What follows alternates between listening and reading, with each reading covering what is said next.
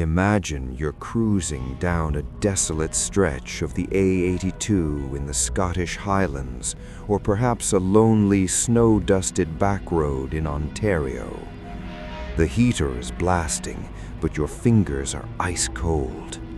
You're driving a pristine 1968 matte black vintage sedan you found on a niche rental app for a steal. But here's the thing about steals.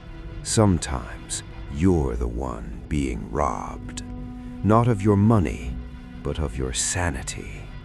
They call this car the Void. And tonight, you're not just the driver, you're the prey.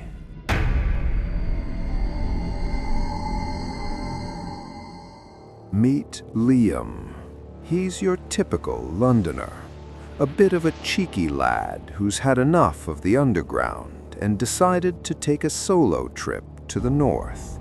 He wanted something aesthetic for his socials, so he rented this vintage beauty. The first red flag? The GPS doesn't work. It just shows a flickering white screen. But Liam, being a bit of a daft Burke, ignores it. He thinks it's just old-school charm, innit? As the sun dips below the horizon, the environment changes. The fog rolls in thick, what the Scots call the Great Grey Man. On a Canadian highway, this is where the silence gets heavy. No birds, no wind, just the low hum of the engine. But then, the radio clicks on. It's static at first. Then a faint sound. Not music, not a voice. It sounds like breathing. Wet, heavy breathing coming from the back seat. Liam checks the rear-view mirror. Empty. He tries to turn the radio off. The knob snaps in his hand. The breathing gets louder. Suddenly, the car accelerates. 100, 120, 140 kilometers per hour. Liam slams the brakes. The pedal goes straight to the floor. Nothing. He's flying down the road, and that's when he notices the windows. They aren't fogging up from the inside. They are being covered in handprints from the outside. Tiny, frantic handprints, as if dozens of people are clinging to the car, trying to get in, or trying to stop him from going where he's headed. Liam is losing it. He's screaming, "Bloody hell, stop the car!" He looks at the passenger seat. There's a Polaroid camera there. His own. It clicks. A flash fills the cabin. The photo slides out. Liam grabs it with trembling hands.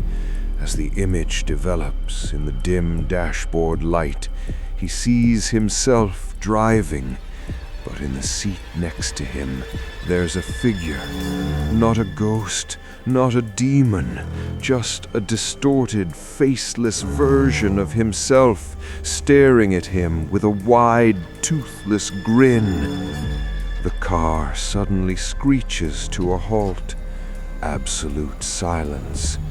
Liam realizes he's not on the highway anymore. He's in the middle of a dense, dark forest. The doors are locked. The child lock is on from the outside. He looks at the GPS. For the first time, it shows a destination. It says home, but the map shows the car is currently sitting in the middle of a lake that dried up 50 years ago. Liam was never found. The car, however, was.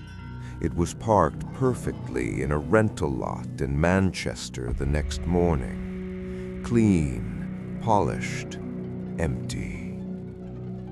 The next person to rent it was a young woman from Toronto. She thought it looked wicked for her road trip. When she got in, she found a single Polaroid under the seat. It was a photo of a man named Liam, looking absolutely gutted, screaming at the camera.